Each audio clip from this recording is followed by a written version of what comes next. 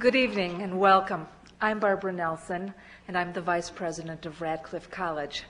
Linda Wilson, the President, sitting here in the lovely red dress, has been very generous in giving me the opportunity to introduce our wonderful speaker tonight.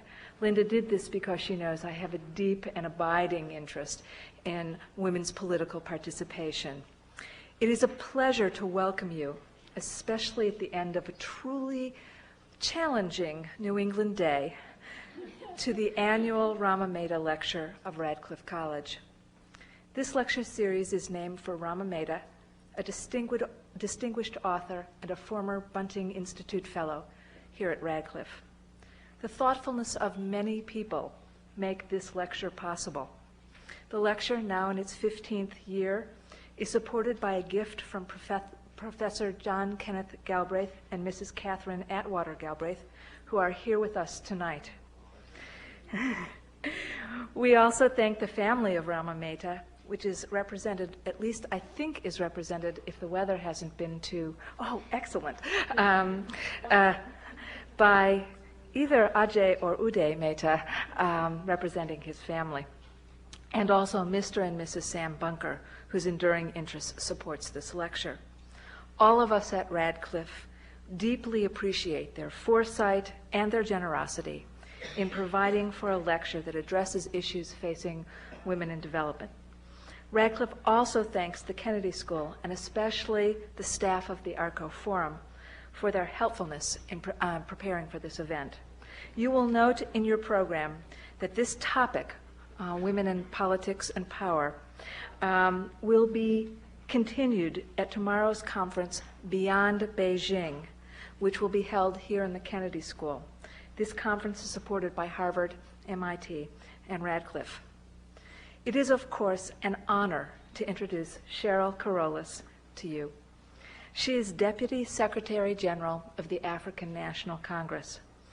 The African National Congress was outlawed in apartheid-ruled South Africa, but now it is transforming South Africa into a sturdy democracy. The South Africa of her childhood exacerbated the poverty in which she grew up. Her family, she is the second of 4 daughters, is a strong one that engendered in her an innate sense of social justice. You do not, she said earlier this morning at Radcliffe, you do not allow people to dehumanize you. Cheryl Carolis began her work life as a high school teacher, but political activism has been the rule of her life for a long time. Detained without trial for, to use her own words, more time than I can remember, she seems to have contemplated leaving her nation, but she concluded that she loved South Africa far too much to become an exile. It is, of course, South Africa's gain and ours tonight that Cheryl Carolis trusted her beliefs and transformed her ideas into actions. She was a founding member of the United Democratic Front, which served as an umbrella for South Africa's anti-apartheid movement while the ANC was still officially illegal. She served on the Executive Committee of the United Women's Congress and as Secretary General in the Western Cape Province for the Federation of South African Women. Today, she is the highest-ranking woman in the African National Congress, and since 1992, she has coordinated policy development for the ANC. She drafted the ANC's Reconstruction and Development Program, and as such, she is the author of many of the present policies of South Africa's Government of National Unity. Here on International Women's Day, join me and Radcliffe College in welcoming Cheryl Carolis.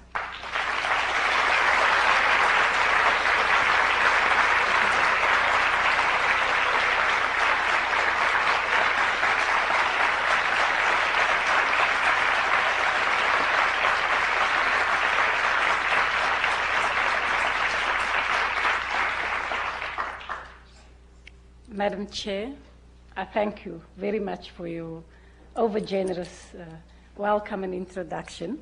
I promise you that I will not hold the weather of Boston against you or anybody else in the audience. I will accept that these things happen, quite unplanned and quite unintentional, although in South Africa we would naturally tend to be suspicious and think, now who was trying to achieve what?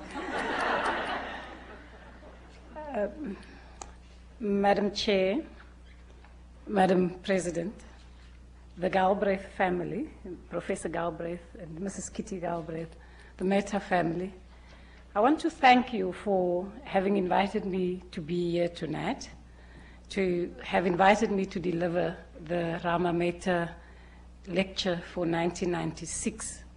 I must concede that I feel a little bit intimidated if I think back on the person whom we are honoring tonight, and if I think back on my predecessors who stood at this podium and did the lecture in previous years.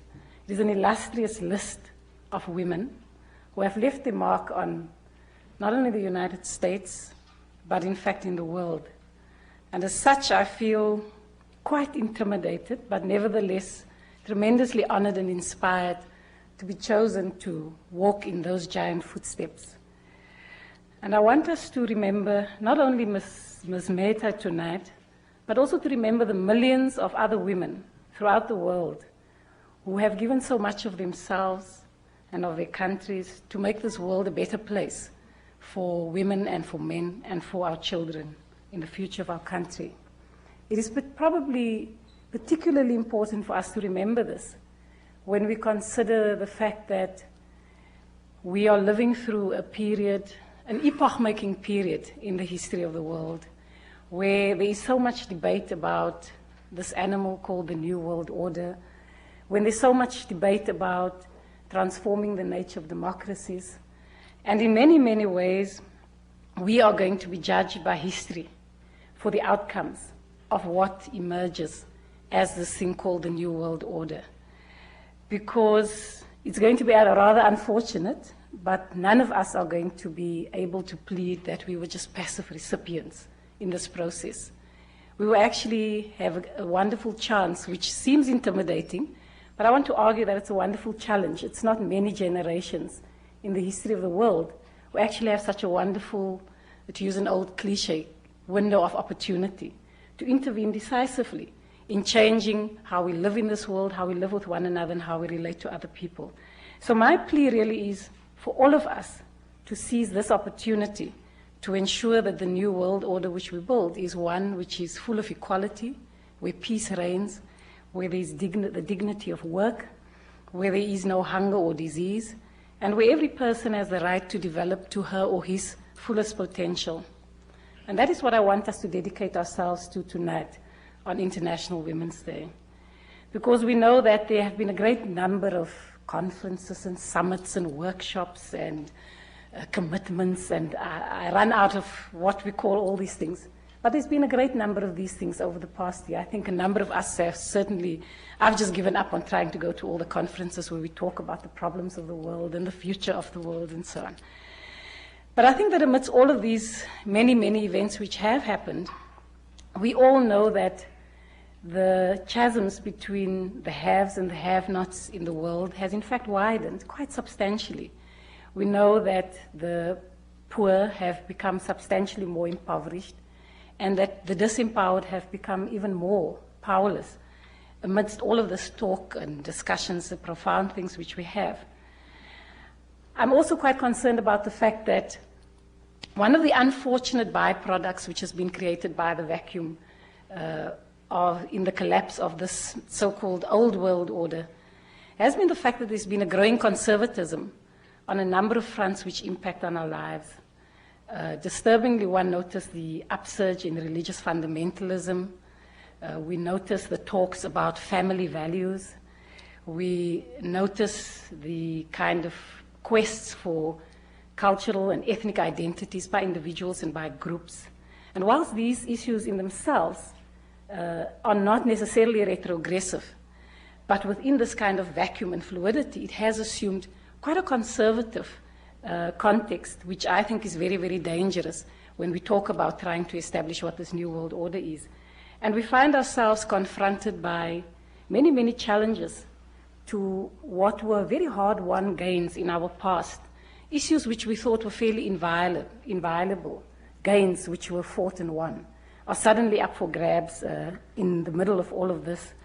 We find, for example, and as a woman, I think all the debates around the right to control our own bodies, including our own fertility, suddenly, which I thought was a debate that had long been settled, and that everybody accepted that women ought to have the right, like every men and women should have, to control our own bodies in accordance with our own beliefs and our own consciences. And we find that this is suddenly coming up again. We find that developmental policies, which had long been accepted, is suddenly also coming up for debate, and I think being influenced in a very dangerous way by fairly reckless monetarist, narrow monetarist policies.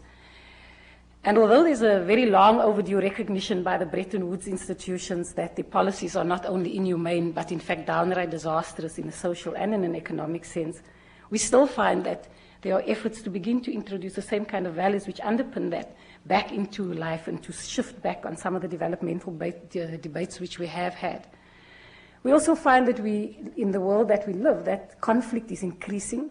The nature of conflict has changed, where it's mostly internal. And I think one of the dangerous things which has started to happen is that it's about territories and about turf and about possession.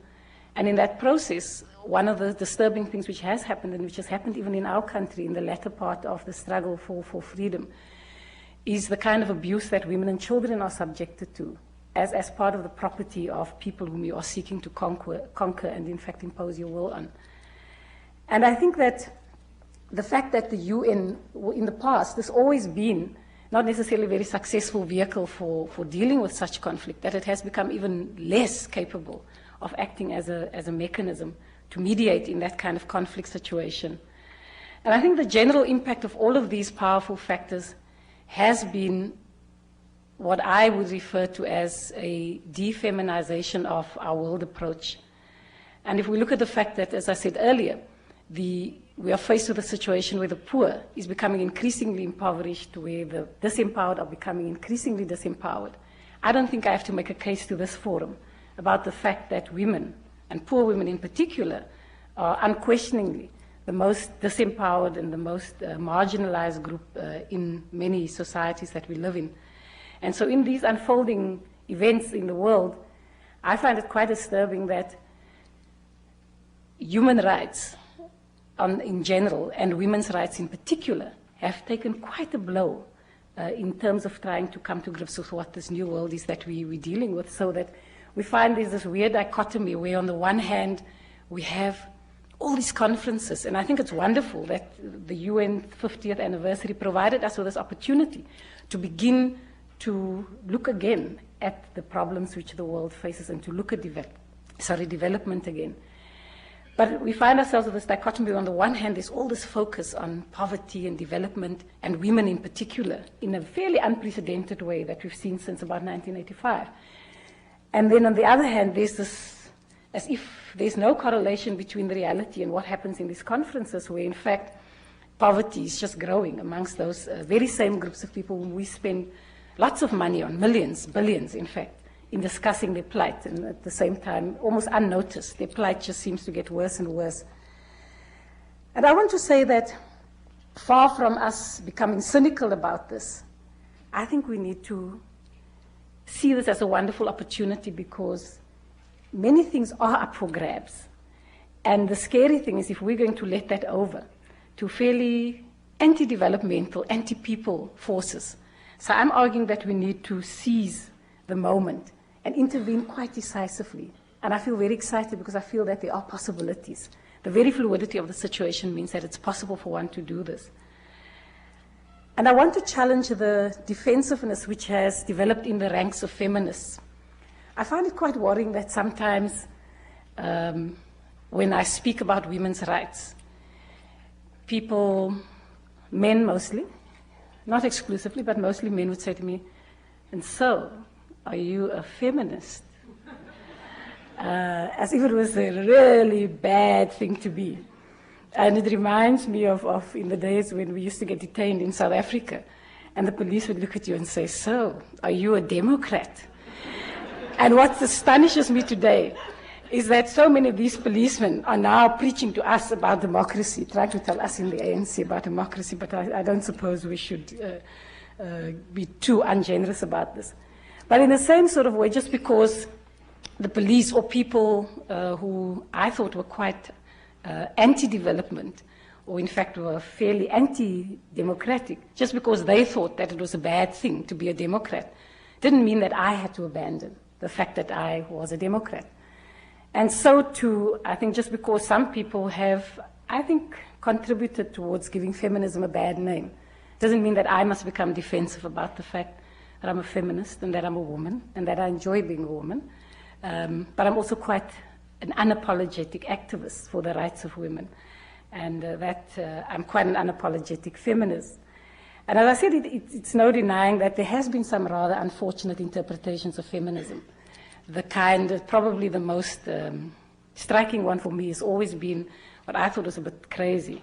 And that is the separatist notion which blamed men for the predicament which women find themselves in. Now, I obviously share the enthusiasm to remedy these wayward behavior of our men. And I'm very determined to ensure that they do correct their wayward beliefs. But I also think that we should not confuse the root, the symptoms of the illness with the root of the illness. I also believe that we should not believe that men are likely to cede their power and their privileges which the patriarchy has given them, because nobody gives up power willingly, and men are certainly no exception. My husband and I often joke about our marriage, and we say the one thing the one serious deficiency in our marriage is the fact that we don't have a wife. We desperately would like to have a wife. Somebody who would just cook for us, nice, wholesome meals on a night like tonight. And somebody would make sure that the socks match when they come off the laundry line. And would sort of make sure that when you come home, the right television program is on, one that's not going to have the opposition political party who's going to irritate you, anything like that. And I'm sure that if I had a wife, I would have needed very, very strong encouragement to abandon my undemocratic, sexist exploitation of an equal human being as well. So undoubtedly, men have too many vested interests, and they're quite unlikely to just do this. And of course, I refer you also to some of our most wonderful Democrats. That in fact, in South Africa, we have many, many wonderful men who give completely selflessly of themselves and their time to the plight of the people of my country. And many of them are only able to do so because somewhere at home there is somebody who is cooking a wonderful, nurturing meal and who's doing the homework with the children. And so I suppose if I had that kind of perk, I wonder how soon I would have been willing to just abandon it in a sort of democratic fit. But I must say that to stop at men as the source of sexism is in fact as erroneous as stopping at whites as the source of racism. And I want to draw the analogy because I think in South Africa, it's probably helped me to understand that as well, where we understood that the system of racism dehumanized both black and white South Africans, and that in fact white South Africans were never free, because you cannot be free if you have to assert your own freedom at the expense of another person's freedom. And so too, we then made an appeal for all South Africans to in fact oppose the system of apartheid. Obviously, most whites resisted the transition or the abolition of apartheid. And as I said, very few people give up power willingly. But we dragged them along, and they were kicking and screaming, and there's still a fair amount of kicking and screaming.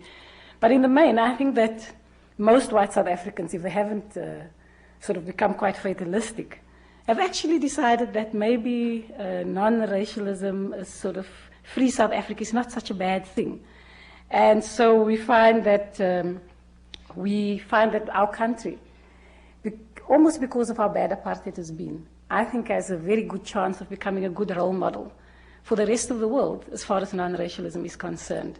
I mentioned this morning when I was speaking to some people at Radcliffe that it strikes me very much when I come to the United States just how much more we are actually grappling with racism in South Africa than what people are grappling with racism here.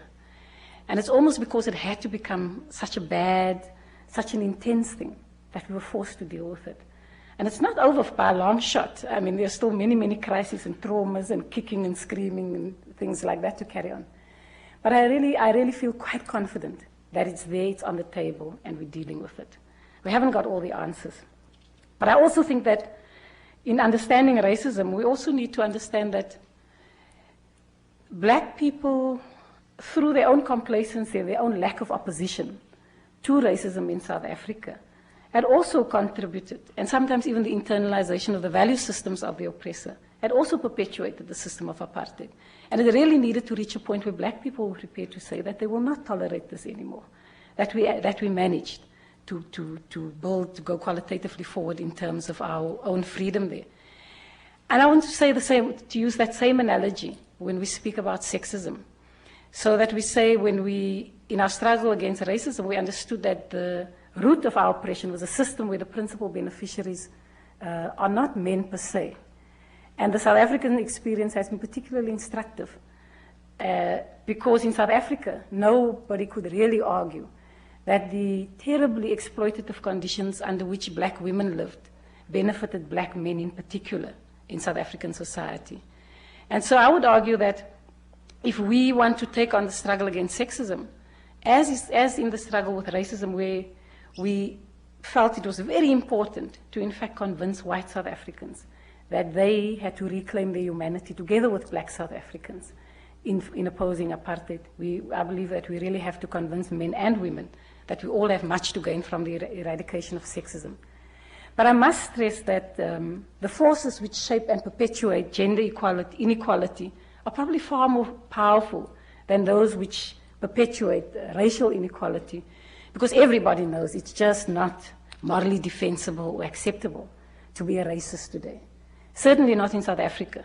I mean, you find the neo-fascists who still walk around with neo-fascist insignia. When you confront them, they say, no, I'm not a racist. I just want to retain my cultural identity. And it's, of course we know they are racist. But it's a wonderful thing, just the fact that they know it is not okay for anybody to stand up in South Africa and to say, I am a racist. And I think it's very different in many ways from the United States, for example. I still get horrified at some of the things which happen, the Ku Klux Klan and so on. So I think that whilst we can draw many analogies between sexism and racism, I think the forces which are seeking to entrench sexism have far more legitimacy with all this kind of family value stuff. I was listening to some interview on CNN last night, and there they had Newt Gingrich and a few other people. And it just chills me to hear how they speak about family values. Now, I love my family, and I'm very dedicated to my family, my parents, my husband, my sisters, my brothers. And I think that families have, in the South African context, played an incredibly constructive role under very difficult circumstances. But it's not the kind of family values that they speak about. And I mean, as I said, one doesn't want to be tongue-in-cheek about it, but John Major started off talking about family values. And within 2 weeks, the members of his party single-handedly sort of undid any possible right-wing connotation he may have wanted to give it with their sex lives in the public. But I know I've painted a rather bleak picture in many ways.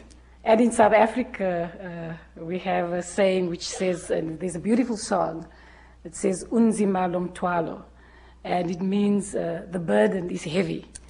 And do we give up with such odds against us? And I would say absolutely not. We're not copping out on this one. I believe that there is this window of opportunity, and I think if we want to seize the moment, we're going to have to work at it quite hard. Coming from South Africa, I also believe that it's possible, because we often thought, I never ever believed, and I'm sure that many South Africans here, I see so many South African faces here, would know what I talk about when we used to say freedom in our lifetime. And there was a very old person, an old stalwart of the trade union movement, Oscar Mpeta, who lived to cast his vote. And Oscar Mpeta used to say to me, comrade, I want freedom in my lifetime, not in your lifetime. And we laughed because we really thought he was absolutely crazy. And Oscar Mpeta had very bad diabetes, and he had both his legs amputated and his one limb on his arm. But he lived to go and vote, and he died about 2 months after the 27th of April. And I must say that Oscar Mpeta proved, again, that he was a far greater visionary than many of us were. And so I think if we could overcome those odds in South Africa, I think we can overcome a heck of a lot of things in the world today. And I think there are many lessons that we can learn from South Africa. And I want to say the first thing we need to understand is that we need to have a strategy for power. And I know power is a very negative thing. People shy away, and especially as women, we shy away from any notion of power. And I think we need to reclaim power as something of empowerment and not in the sense of an oppressive, powerful thing. And I must say that as a South African, I, like many other South Africans here, feel very, very privileged to be able to be a South African. A few years ago, we would never have thought we would stand up and actually say we are proud to be South Africans. I used to be a sports person, and I decided that, like many South Africans, we decided to support the notion of a sports boycott because we just felt we would not represent that country. We cannot possibly stand there with that flag and represent the country. And today we love our flag, we love our president, we even cheer the rugby team.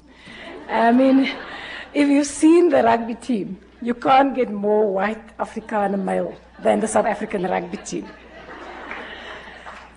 But we all out there rooting for our national team, and I was saying to people this morning that we now hold the World Cup, Rugby Cup, we hold the Cricket World Cup, and we have the Africa Soccer Cup. And we're quite determined to win the World Cup in soccer. And we don't believe it's got anything to do with skill or expertise or anything like that. It's just sheer mind over matter stuff. But it's a wonderful sense of patriotism that we do have in our country.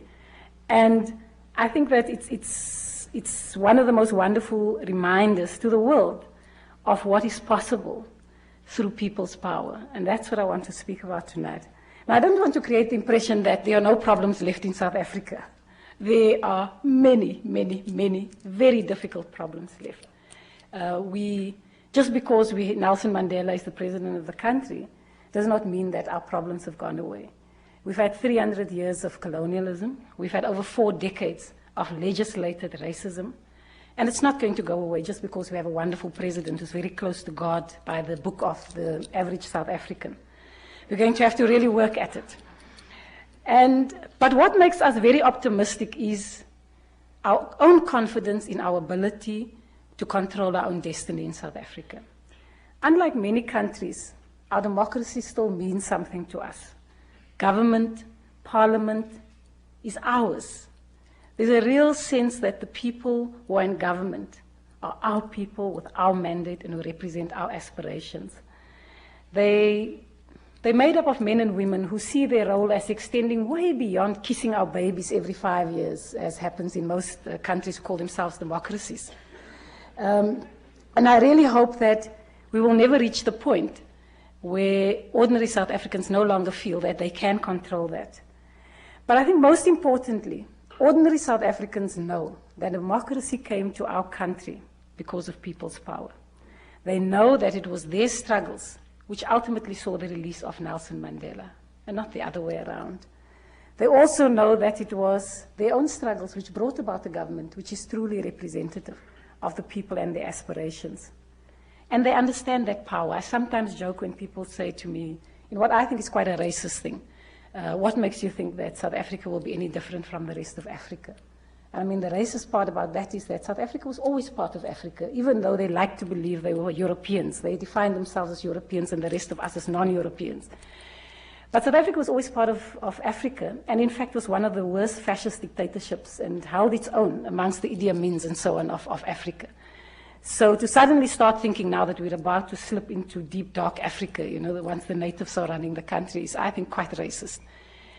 But on a serious note, I do think that what makes us believe that our democracy will last in South Africa, and I say it tongue-in-cheek sometimes because some people get very worried about this, but I say that I believe that what will safeguard our democracy in South Africa is the fact that the people of South Africa know how to make themselves ungovernable.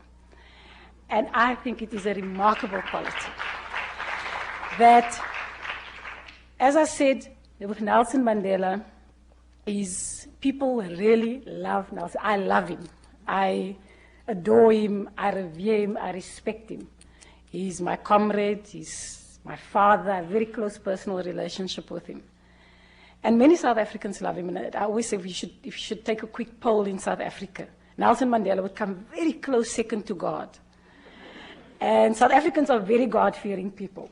So it's quite a feat to run close second to God. But the big difference is that Nelson Mandela is not God. That in South Africa, in the ANC, people stand up and say to him, Comrade President, who gave you the mandate to do what you did? And some people get absolutely hysterical and the stock markets collapse and all sorts of things like that happen, because then people believe that Nelson Mandela is losing his grip on the ANC, and it's a very weird notion of what keeps that country stable. And in fact, we say no. In fact, it's to the contrary. People continue to love him and respect him exactly because he himself believes that he's not God, and that he subjects himself to processes in the organization where even he is subject to recall and censure within the organization. And that is what I think is a remarkable guarantee that we have in our country for the retention of a democracy for a very, very long time to come still. And I think it's important that people know, ordinary people know, and those who are in government know, that they are there because they were elected by those people, by the people. And they know that those same people who put them into power would actually remove them from power if they did not meet the kind of mandate on which they were elected. Perhaps I should speak about the position of women in South Africa today, because as a woman in South Africa, it's obviously something that is very close to my heart. And we're 6 months after Beijing now. I can really say quite confidently that I'm pleased about the way in which the post-Beijing process is unfolding in South Africa.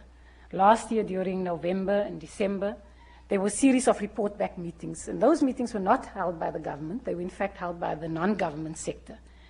And in December, there was a big national conference where people from the different parts of the country came together and gave their reports. This year, on the 25th of February, a few days ago, the government held its own Post-Beijing Summit. And this summit was linked to the process of drawing up of the new budget. And this year, we're starting with for the first time, with a zero budgeting process, so that every ministry and department has to motivate for every cent that they're going to get. And the allocation of the money they get, a big part of that is having to answer how that expenditure will impact on the historically disadvantaged groups in South Africa. And those historically disadvantaged groups are black people in general, and then women, rural people, people with disabilities, and young people at risk. So the whole Beijing, they also have to respond in terms of what they're doing about the Beijing commitments. And I'm convinced that in many respects our country is moving even beyond the Beijing commitments. And something which I also feel very proud of is the fact that UNIFEM awarded the South African government with its 20th anniversary award in recognition of its pioneering efforts for the advancement of women. I also think that we're very lucky because every single government policy with a transition is up for review. So we have a much better opportunity than people in most other countries to seriously begin to revise policies and make quite radical changes, because people really believe that things ought to change quite radically. Everybody might not be happy about it, but everybody's certainly accepting it. We're also writing a new constitution, which will be finalized in May. The process is going extremely well. We believe that we're going to meet the target. We will submit the new constitution to the Constitutional Court in April. And like Women's Group, like all the other sectors, are taking this process very, very seriously. We're doing the last adjustments now to the Bill of Rights and so on. And so there's a lot of very fierce activity because people understand that this constitution is going to be for keeps. And our Bill of Rights, I think even the interim constitution which we have, which has quite a few flaws in it, but even the interim constitution, I think, is light years ahead of many other constitutions. It's a thoroughly modern, secular constitution that respects all rights, including rights to religious freedom and so on. It has in it elements which people are still debating, which are not even debates anymore, like sexual orientation, for example, in South Africa is not even an issue anymore. The debates are much more about whether there should be a property clause in, and how do you deal with land rights and dispossession of people's land and so on. So that overall, I think that we have very good policy, legal and constitutional framework in South Africa for equality between men and women, and all South Africans for that matter. The challenge which faces us is the implementation of all these wonderful policies which we have. And we can put all these things on paper, but they will be pretty useless if we don't have mechanisms for implementing them and for monitoring and evaluating their effectiveness. We find, for example, that we've got one of the most enlightened laws on domestic violence in South Africa. We got that law before the general election in April 1994. Amongst other things, that law outlaws rape in marriage and long-standing relationships. Something which is quite difficult, which people always try to tell us is very difficult to prove, and you sort of tamper with the relationships between a man and his wife and all these kinds of things. But we actually won that. And the reason why we won it, I'll come back to later, because I think it was very, very important for us as women. It was a victory for women across political boundaries in South Africa, because we got together, we mobilized, and we won it. And there was a resistance, and there wasn't a preparedness to go beyond certain points, like rape in marriage. And we fought for it, and we won that, even before the new democratic government came in. But the sad thing about it is that to date, that law was enacted in 1993. Almost 4 years later, only 4 women have used that law. And we need to ask ourselves why. So we need to ensure that people are educated about their rights, that they know what they are informed about it, they know how to use it. And that also that the enforcement agencies, such as the police, I'm convinced that a lot of the reason why women are not using that law is because the police themselves are not trained to educate women who are abused or who are faced with violence. And so the big question is, if we have achieved all of this, how do we begin to empower women to exercise their rights? And I want to assert that the story of our success as South African women was not a coincidental thing. It was very, very hard work that won us the kind of successes which we have had. And we know that many of our men are in fact great Democrats, and they passionately champion the cause of equality. Whether it applies it to their wives, their mothers, or their sisters is quite another matter. But they do speak about it. In South Africa, what I find quite pleasing, and I feel quite proud of, is that people use non-sexist language. Nobody really speaks about the chairman, certainly not in ANC ranks. Our president, whenever he speaks, I remember last year with your State of the Nation address, our president was also doing some key address. And they both, so State of the Nation things, it will always be about the great nation and our achievements and the sacrifices of our people and so on. But what struck me was that President Clinton spoke about the great men who had built this nation. And President Mandela spoke about the great women and men who have given their lives for our freedom. And I think it is an important step, because it does mean there's a shift in the consciousness which people have. But I also want to say that the reason why women's issues feature so strongly in the transformation debate in South Africa is because of the strength of women in an organized way. That women's organizations, the strength of our women's organizations has produced competent women leaders. It has ensured that women are in fact inserted and become take up their rightful place in decision-making structures. Now, women in South Africa has always been at the cutting edge. I see a number of women here who have been in women's organizations, and we've grown up politically together in women's organizations. And I want to argue that a lot of our own confidence, a lot of our own political profiles are because we were in women's organizations where we were nurtured in a particular kind of way that would not have been nurtured if we were not in a women's organization. And I know that people often debate that issue, but we argue very strongly in South Africa that we need women's organizations if we want to make sure that women's issues and women's leadership is going to have an impact on our society. But in South Africa, I must also say that women have always been at the cutting edge of the struggle against apartheid. And the struggle for the end to the oppression of women has always been absolutely linked to an end to the struggle of all forms of oppression in South Africa. And I think that was a very important one in the way in which we approach there. And long before Beijing, in fact, I read a speech of mine which I made in 1983. And we actually spoke about, also dealing with the question of what are feminist issues, what are women's issues. And we came under a lot of attack at the time because we were taking up issues such as housing struggles. And some women felt very strongly that these were not women's issues. Now, of course, it was totally ridiculous because in South Africa, the way in which housing is allocated, the right to live in cities, women were supposed to live in the so-called homelands or Bantustans, and the men were coming in as migrant labor. And many women came to join their families in the cities. So housing was a very profoundly feminist issue in that context. But it helped us because we very firmly said that you can never, ever, women will never be liberated unless we actually liberate our people as a whole. But what we also said was that the liberation of women will never be an obvious and a natural consequence of the liberation of our people. We've lived with too many struggles around us, in Namibia, in Zimbabwe, in Mozambique, where women fought side by side with men, in the trenches, literally. And after the freedom, the country was liberated, women were expected to hang up their boots and put on their aprons and go into the kitchen, thank you very much. And so we also understood that the liberation of women was not just going to come automatically with that. So already in that stage, as I said, we asserted that women's rights were part of human rights. And what we did in South Africa was we decided to organize women for power. The first thing we said was we needed strong women's organizations. And I think we have built strong women's organizations who have impacted very profoundly on the political process, not only on women's issues, but in fact brought a perspective from women into the political process. We also said we needed coherent strategies to impact on the institutions of power. And for women in the ANC, we decided that the ANC was an important institution of power. So we started directing ourselves at making an impact for women and for policies which impact on women in the ANC itself. And I think we were fairly successful.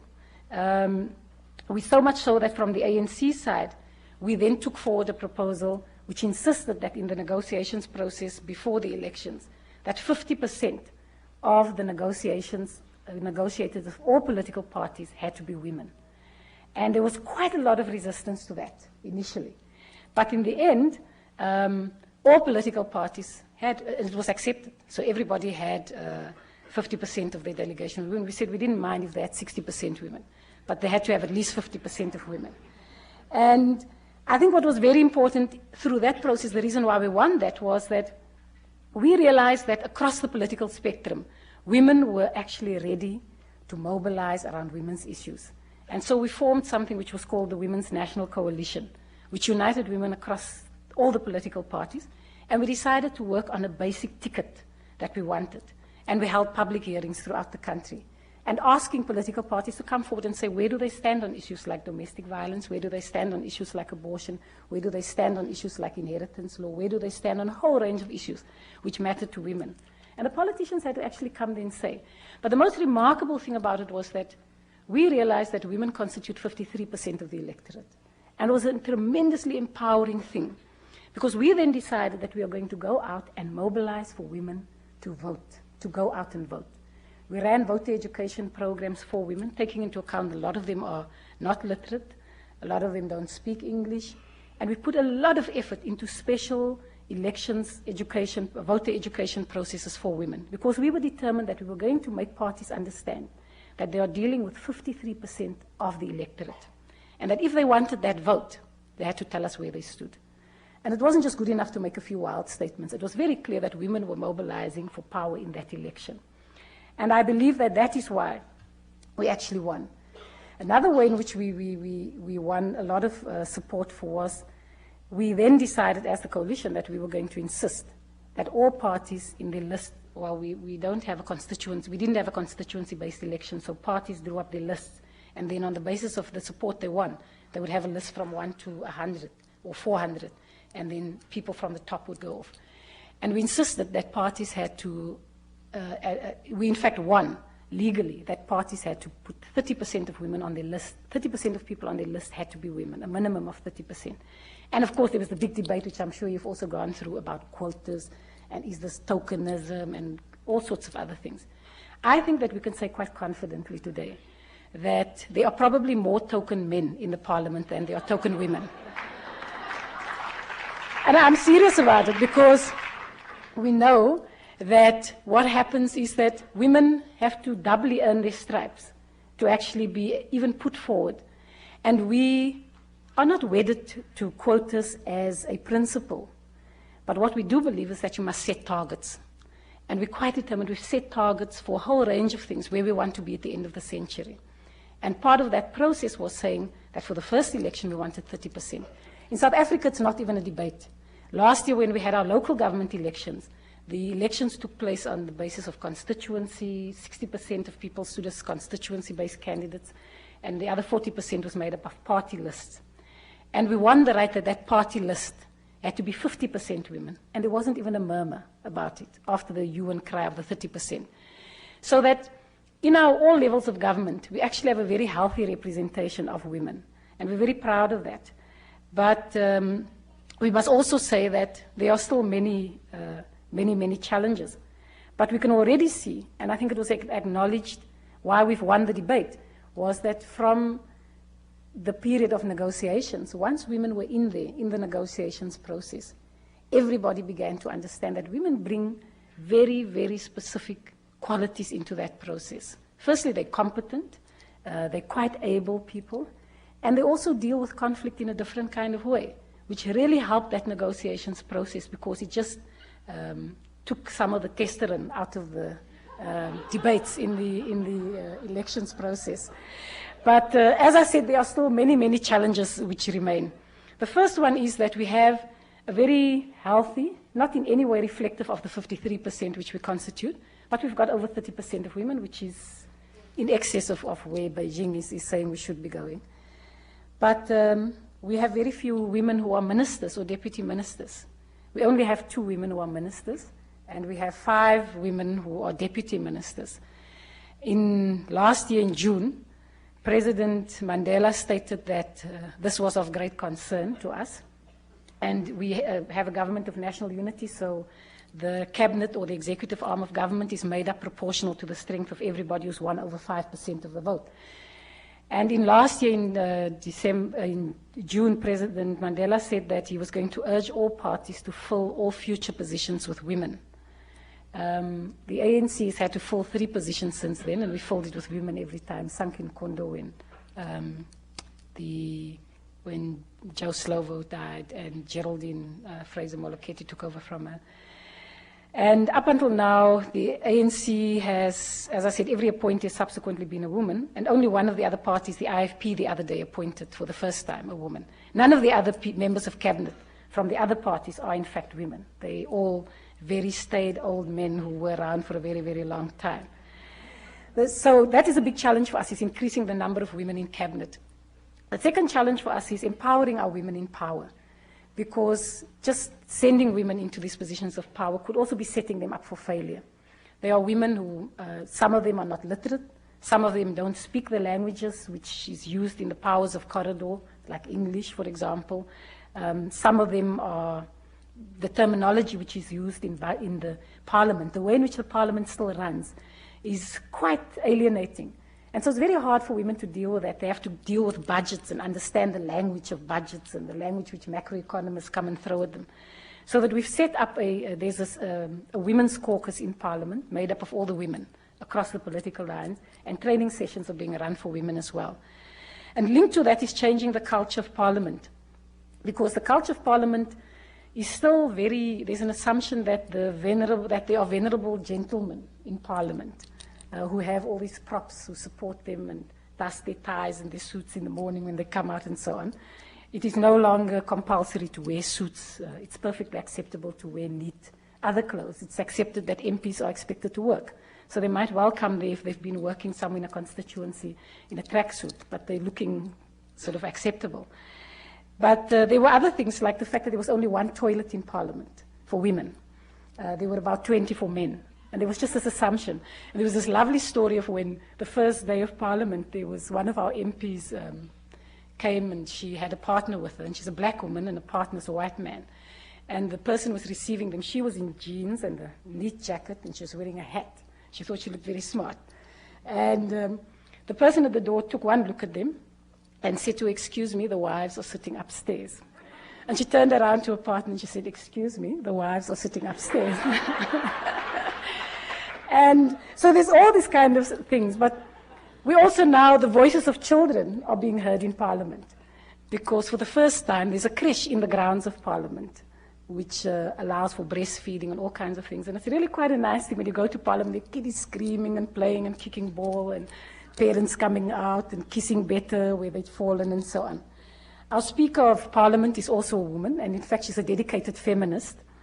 And she has learned to, she still gets called by National Party people, still referred to her as, in heated moments, Mr. Speaker, And she's learned to just giggle and to correct to give a fairly sharp response. Vriendin Ginwala has never been one who's been at a loss for words. The chairperson of the ANC's parliamentary caucus is also a woman. And so between the two of them, they're taking this question quite seriously of how to change the nature of parliament. And central to that is how to accept the fact that we need to make it a place where women can and will feel comfortable. But I suppose the other thing which we need to really, the challenge which really faces us is how we retain the character of our democracy. This thing I referred to earlier, to ensure the continued participation of South Africans in our hard-won democracy, where we actually find that, where we hope that one day we will not become like your country. I mentioned to somebody, I was quite shocked. I was here with the Rodney King with the Rodney King assault and the court case. And it was on the same day when there was a big court case in South Africa of a big killing, a massacre which happened, called the Trust Feeds massacre, where white policemen had gone and killed black South Africans. And I'd watched the footage of the Rodney King episode. And it was quite clear-cut for me. I thought it was quite obvious that the policemen were going to be convicted of assault, at least, if not worse. And I mean, it's a democratic country, it has a civilized constitution. And we were here, in fact, I was at Boston, I was at Brandeis. And we, with the time lapses and with a busy schedule and so on, we didn't really follow up the case in the evening. The next morning I went for a run. And outside the hotel room there was the newspaper. I couldn't believe the outcome. I could not believe the outcome after what I'd seen. And then the irony of it all was that in South Africa, before the democracy, the National Party was still very firmly in power. That in fact, that were still the days when we had the good old days of the death penalty. And the policemen were given the death sentence for killing black people in this fascist, racist regime of South Africa. And in this wonderful country of democracy in the United States, that in fact, we found that there was just not much value to what happened to black people. But what struck me most about that day was, I was very angry when I saw the outcome of the Rodney King case. And in South Africa, you would have by then already have seen people on the streets with banners and doing something, And so we thought, well, the best place to go, the obvious place where there will be action is at the campus. Let's go to Brandeis. So we went back to Brandeis. And I remember that students were just milling around. And only at about 4 o'clock in the afternoon did they get a meeting together. It was a meeting of very angry people. And they were all speaking anger. And so somebody said, but what are we going to do? And they said, what are we going to do? And they sat and they thought about it a bit. And eventually somebody said the presidential election is coming up in September, I think, that year. And they said, let's mobilize around the election. Let's make sure that we register students in particular, because the largest voter apathy is amongst that age group of 19 to 24 or something. And so they got very carried away about how they could do this and so on. And then somebody stood up and said, excuse me, if we are going to mobilize for the presidential election, just who are we going to ask people to vote for? And the thing which struck me that made me very sad about it was that, whether rightfully or wrongly, in the minds of those young people, and I mean young people, I speak as somebody who's maybe not quite qualifying for the sort of youth category anymore, but I think that there's something wrong if the youth aren't idealistic and hopeful. And what came through very clearly there was that people just really felt whether the Republicans or the Democrats were in power didn't really make a difference to their lives. And I just really hope that in South Africa, we never ever reach that point. And that is a big challenge which faces us, is to actually retain a democracy which works. And I suppose that for me, it's about keeping the flame of freedom burning in my country, where I really, really hope that we will never end up with an electoral system like the United States, where only millionaires can become the president. Nelson Mandela didn't own half a cent when he came out of prison. And if he had to run a presidential campaign in the United States of America, I really doubt that he would have that we would have had a wonderful president like we have. And so my passionate belief is that, and hope is that, the wretched of the earth in South Africa must continue to believe that their lives can and will change, and that they are the architects of that change in their lives. And I also hope that we will continue to say, and I'm going to use one of the South African languages again, Igama la makosikasi, malibongwe. And translated it says in a very crude way, let us praise the name of the women. And that became a slogan which the men in the ANC adopted in 1958 at the Congress, in recognition of a very successful demonstration which ANC women spearheaded to resist the extension of passes to women. And the men in the ANC, in fact, instructed the women not to have the march, because they did not believe that the women could have a successful march or demonstration. The long and the short of it is the women said to them, go and jump in a lake, we are marching to the Union buildings. And in 1956, on the 9th of August, the women marched and actually managed to stave off the extension of passes to women for 9 years. And the good grace of the men in the ANC, at the next year's Congress, they actually put up a huge banner in the middle of the hall that said, Igama la makosikasi, malibongwe. And they actually acknowledged that they were wrong. And I hope that that spirit of acknowledgement, which I think has taken root quite firmly in South Africa, will continue to be there. And that the relationship between men and women in our country will continue to be a constructive one of ending all forms of oppression and exploitation.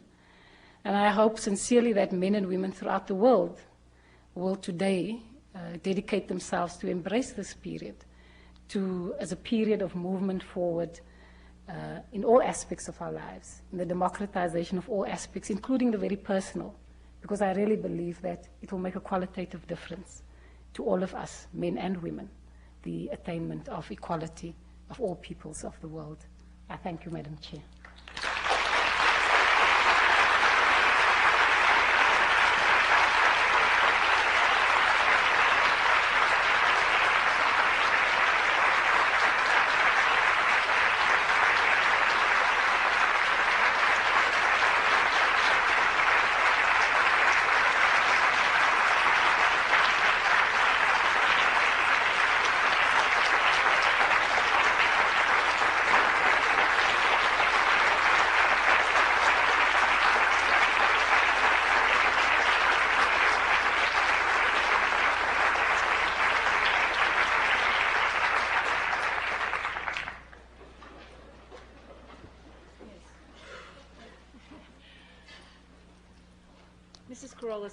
Mrs. Carolis is now going to take questions. If you just identify yourself before you ask.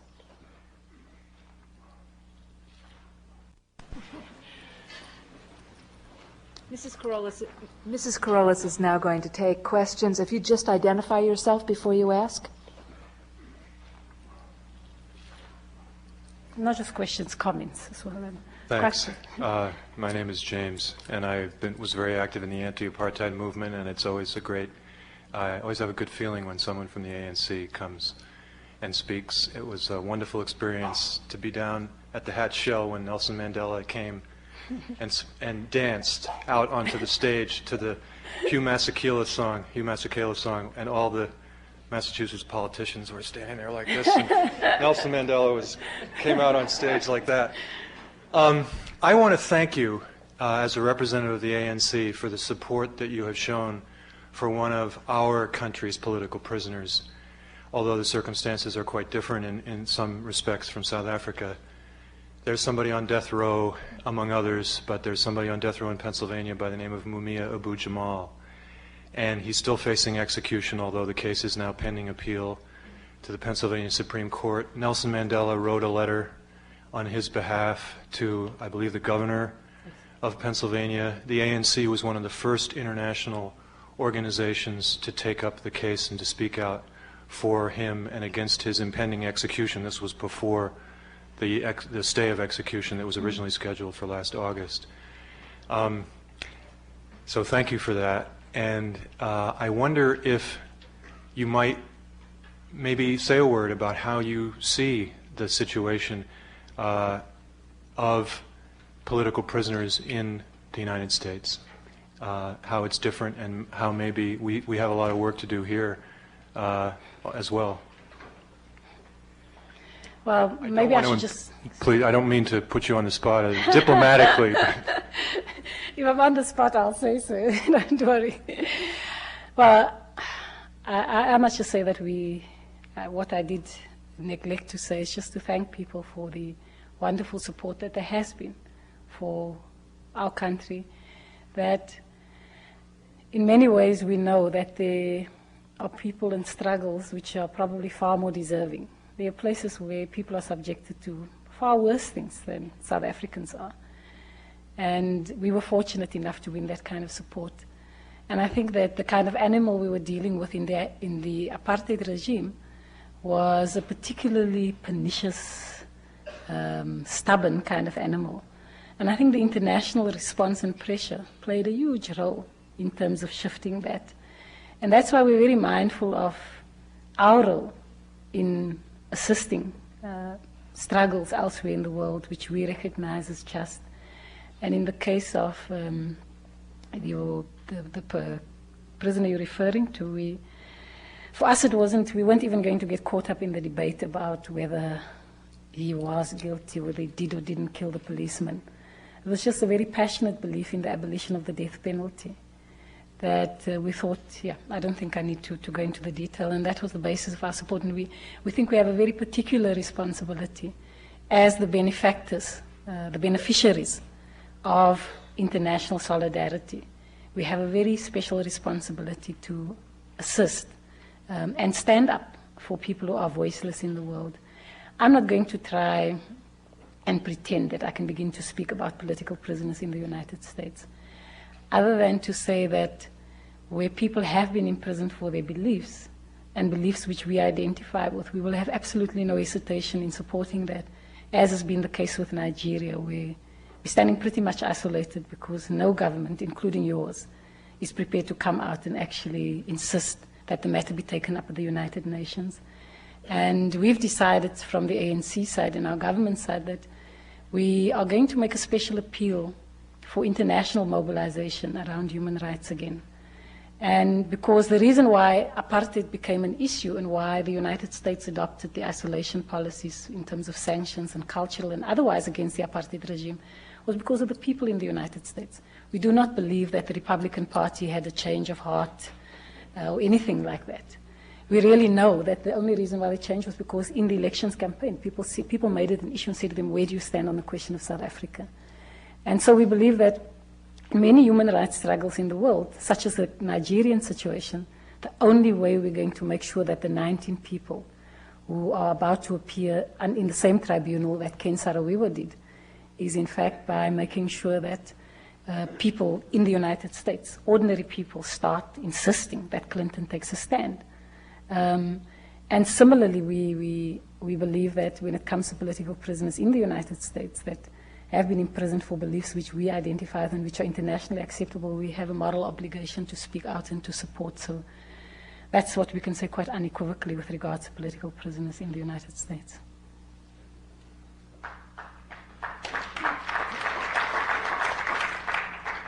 Yes. Oh. We met yesterday.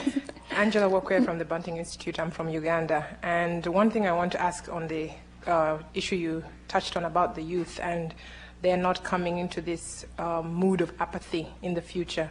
What is South Africa doing in terms of retaining what has happened in your struggles, in terms of books, in terms of documentaries, the media, information, just trying to retain what happened? Because what happens in future generations is that that information is not retained.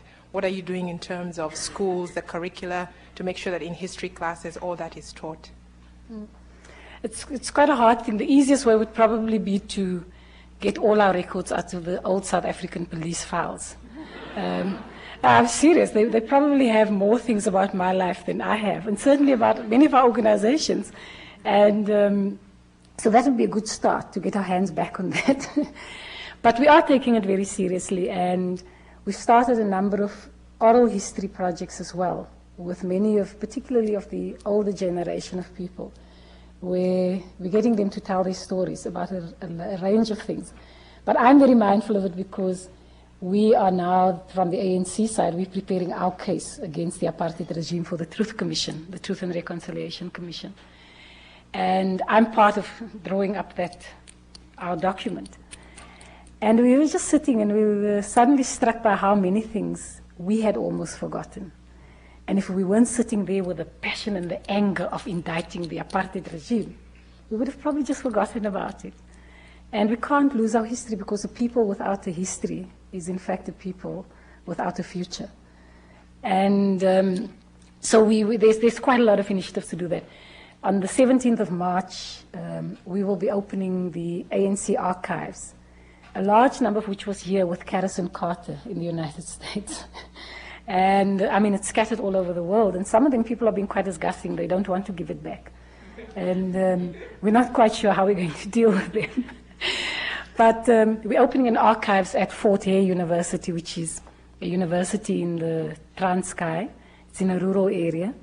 It's many people have said to us, why are you taking it there? I mean, it was an old sort of Bantustan university. Why aren't you taking it to a credible history or archives like some of the historically white universities? And there's no doubt that they have greater capacity to store those things. But Fortier is historically very important. It is the university where Oliver Tambo studied, a whole range of South Africans, in fact, studied. And it's also a way of acknowledging our own history by building the archives there. There's a center at the University of the Western Cape. So there's quite a lot of that. And a number of schools have started projects where they're getting school children to trace the history of their community. And I think that we are beginning to piece together much of it. There will continue to be much documentary proof, such of the stuff that I think we're going to need for history and posterity's sake. But I think the history is still alive enough and we should really take the oral history projects quite seriously. Yes, ma'am.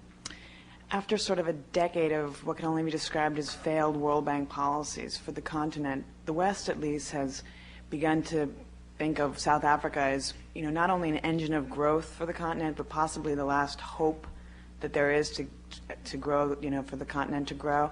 I know that you have a full domestic agenda, but I was wondering if you could speak a little bit about what you feel your responsibility is to Africa as a continent, especially Southern Africa and the region, economically as well as politically. Mm-hmm. No, it's a responsibility which we take very seriously, morally, and just from a logical point of view. Just coincidentally, today we are celebrating International Women's Day throughout the different provinces. We've decided to go for smaller events so that people can go locally. And the focus is, in fact, to focus on women from the Southern Africa region, to pay tribute to the many sacrifices which women in the region have made. We, from the ANC side, we resist quite fiercely this notion that South Africa is going to be the engine of Africa, because we find ourselves, there are many attempts to launch us into a sort of semi-imperialist role in Africa, one which will be used as almost as a colonial launching pad as well, where many of the huge corporations will set up base in South Africa and have satellite operations around Africa and do it very much on their terms out of South Africa. And it's something which we're resisting very strenuously. We find it immoral, but we also find it impractical because South Africa, and maybe I should just touch on the other moral aspects, that apartheid South Africa has destabilized the entire region. I was recounting to some people what is happening in Angola. And I mean, the potential which Angola actually has, it has oil, it has gold, it has diamonds, it's got a coastline. It really ought to have been one of the thriving economies of the continent. But South Africa, apartheid South Africa, has consistently gone and bombed the oil wells in Angola, made it impossible for diamond mining to continue. I mean, we're in this very invidious position where some of these people who went and bombed Angola are now, I don't know if you can call it assisting the Angolan government. They formed themselves into a company of these fascist mercenaries. They're now mercenaries who are basically helping the Angolans to protect the country.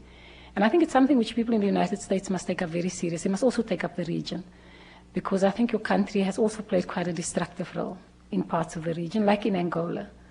A lot of the support for Jonas Savimbi still emanates from, in a less overt and perhaps in a less destructive kind of way, but there's still a fair amount of support.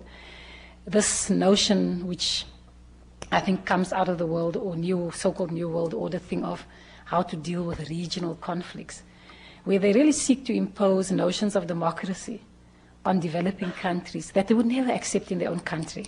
If you try to tell the United States that they had to go into an enforced coalition with the losers in an election, they would just not even entertain the thought. And we all know that the ANC also encouraged the MPLA government to go for multi-party elections. And we said so for reasons which were very different. The American government, of course, was also pushing, insisting that there be multi-party elections and saying they will continue to support UNITA until such time as there are multi-party elections.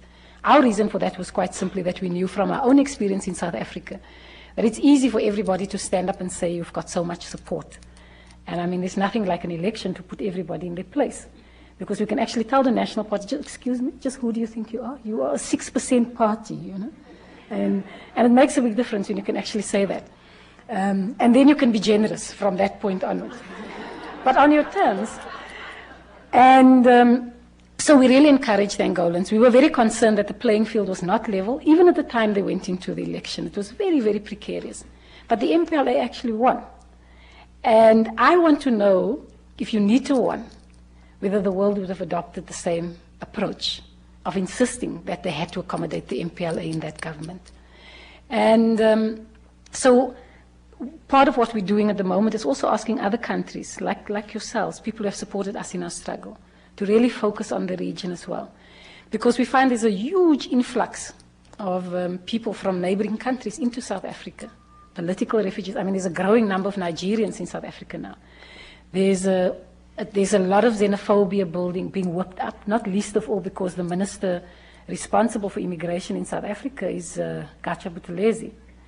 And he has said that, in fact, this thing is dangerous. We will not tolerate any illegal immigrants in South Africa. And he's really taken quite right-wing positions that we've had to take him on about. So it hasn't helped because people are political refugees, they're economic refugees. They're fleeing from hardship, and I don't believe anybody. If I look at the rate at which people came back to South Africa at the first opportunity when they could come back, I don't believe anybody leaves their country just for the hell of it, apart from people who have financial resources, who decide to immigrate or to be tourists. The people who come to South Africa are not tourists, the people from our neighboring countries. They're desperate people.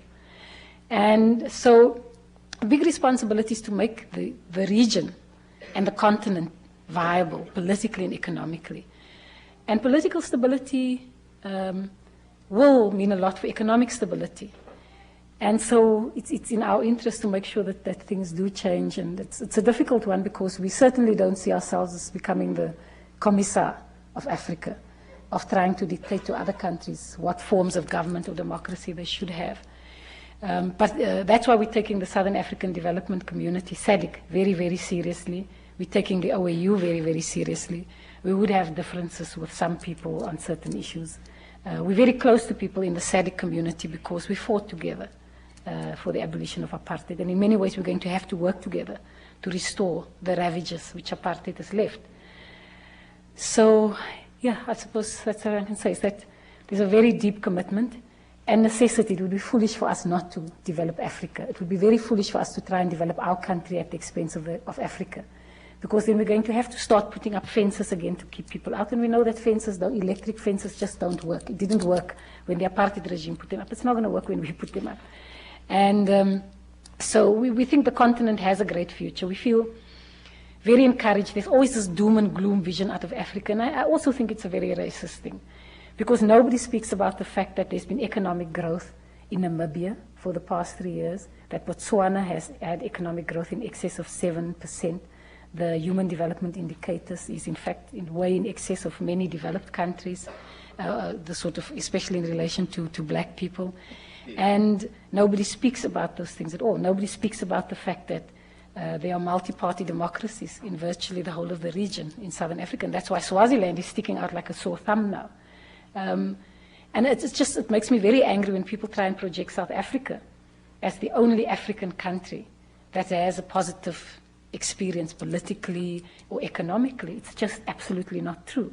The only reason why those other governments and countries have not been given credit is because there was no link with the sort of colonial powers of the past. They're actually managing to do quite well. And in fact, as South Africans, we're learning a lot from countries like Botswana and Namibia at the moment. Sorry. Hello, my name is Tamar Chin, and I'm a Radcliffe College undergrad here. Firstly, I just want to express my huge admiration for the work of the ANC and yourselves as beacons for, I guess, young people who still are unapologetically idealistic. And good for you. And another thing I'd like to mention is also another community who you've been beacons for, the gay and lesbian communities in America and across Europe. If the constitution which the ANC has put forward passes in May, you'll be the first state in the world ever to have the principle of non-discrimination on the basis of race, sex, and sexual orientation. And that is, I think, something incredible and very, very, it's very comforting for a lot of people across the rest of the world who are looking up to the way in which you did that. And I was wondering if perhaps you could say a couple of words on how that managed just to sort of come in automatically into your constitution. Yeah. Again, it's because we really defined that all forms of oppression was unacceptable, and that the gay and lesbian community in South Africa very early on became quite firmly part of the anti-apartheid struggle. There were lots of debates within the gay and lesbian community itself on the issues. But I think in the end, the reason why we do have a constitution where it's not even an issue is exactly because of the principle that all forms of oppression and exploitation, all forms of oppression is unacceptable, and that people must be able to make informed choices, including about the kind of sex life you want to have. What happens in your bedroom has got absolutely nothing to do with me. And I think that it's the same lesson that we've had in relation to women, not mobilizing on an island and in a vacuum somewhere, but in fact saying that women's rights must be dealt with as part of re-establishing broader human rights.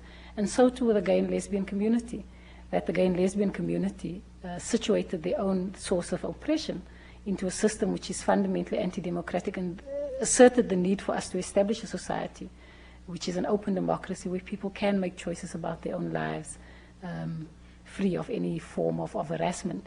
And it's not even an issue now. As I said, it's in the interim constitution as well, which we won under fairly hazardous conditions, because the ANC it was a huge debate, even in the ANC, because I think the question of gay and lesbian rights will always be a debate given where our societies are at on these issues. And the ANC being an ordinary organization of ordinary people, it was a very instructive thing for us to have to go through that process of actually debating that. And so we put it forward in our constitutional proposals, and there was a lot of resistance. But I think, again, as with women, the gay and lesbian community also made it very clear that they're watching how parties are responding to this. And whether South Africans or people in the world may or may not like it, it's actually a very substantial community. And so in the end, I think we're the better for it, so that today it isn't an issue. And I must say I'm a little bit surprised, because people are quite bigoted still. But it's just wonderful that people are saying there are far greater issues to get uptight about, like is somebody going to be able to dispossess me of my land or my property? Are they going to be able to take my Rolls Royce from me?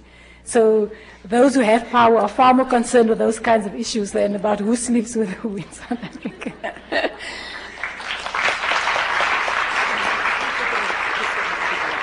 Okay. The chairperson is just saying to me in a very sympathetic way that she thinks this should be the last question. My name is Randy. I'm a student in Boston. I'm from New York. I have 3 short questions. I was reading in the Globe that the average white farmer in South Africa owns about 2,200 acres of prime farmland. What are the ANC plans regarding the redistribution of land? No, it's a very hot issue. It's at the moment there are 3 contested issues around the Constitution. The one is around the right to life And it's not about the abortion debate, it's about the death penalty. The second issue is around the lockout. There's the right to strike is in the Constitution, and employers are insisting that they should have the right to lock workers out. And the third right is around land rights. And it's a big thing because the land is so closely tied to people, and something like 5% of the South African population, largely white Afrikaners, possess something horrific like 83% of the land in South Africa. And there's a very strong commitment to deal with that. We've already set up certain things in terms of the interim constitution. There's a land claims court where people who had been dispossessed of their land illegally can actually reclaim that land, and then there's a whole process of either reclaiming the land or getting compensation for it. And the constitutional court is a special court, a land claims court is a special court that's been set up to mediate in those processes. So people are going forward.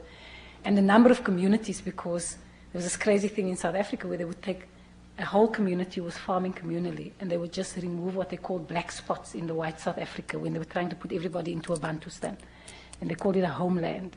And they would sort of take people, they remove these black spots as if they were blights on the white South Africa and just put them thousands of miles away from where they were.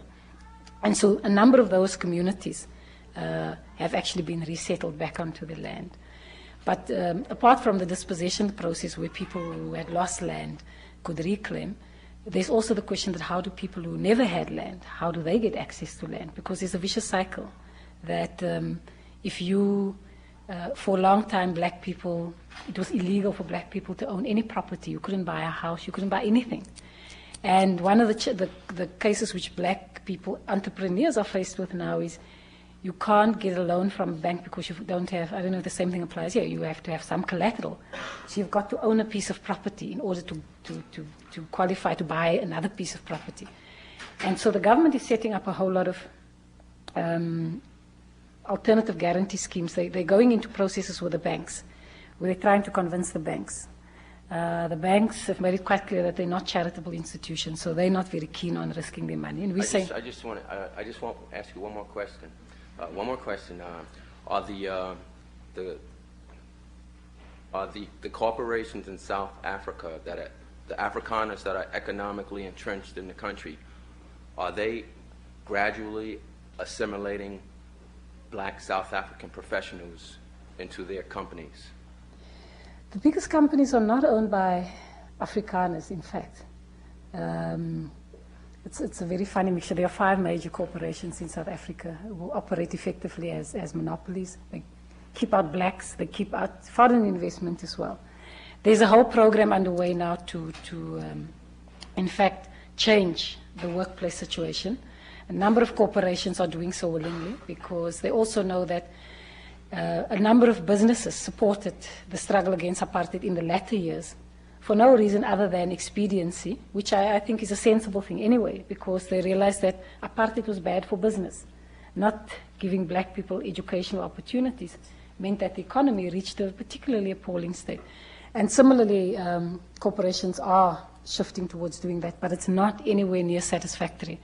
And it's a big struggle at the moment about how we're going to change the face of major corporations, and something which we believe that people in America, not in America, in the United States of America, should actually be mobilizing on, is making sure that companies are investing in South Africa, actually have policies that commit them to making sure that their workforce is reflective of the population of South Africa. But it's not just about black people. And I think often when we have the affirmative action debate in South Africa... Well, I say black people because for 300 and something years... No. I'm not disputing the fact about black people, but I'm saying it's not only black people, it's also about women. It's also about women. And in South Africa, we're being very careful that the affirmative action debate does not just benefit black middle-class men, because often if we implement it in the manner that it gets talked about, the kind of people who would, if the concern only becomes about black professionals achieving what we think they ought to achieve, and that is recognition in the companies where they work, it can't just be confined to that sort of management level. For us, it's about the majority of South Africans. It's not a minority of people who have to... I have no problem with That I believe in incorporating. No, I didn't say you had a problem with it.